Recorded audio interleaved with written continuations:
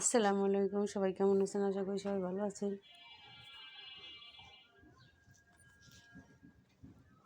দেখেন আমাদের রুমের অবস্থা কি।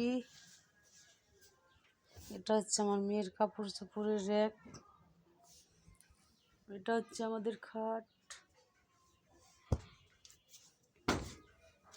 আমার মেয়ে ভাত খাওয়া দাওয়া করে সেই যে ভাতটা আগলা রেখে গেছে।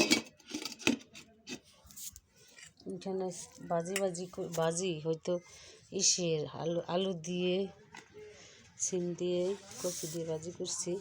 আর এটা হচ্ছে মিলাদের খিচুড়ি, নাতিন দিয়ে গেছে। খিচুড়িটা অবশ্য ভালো হয়েছে।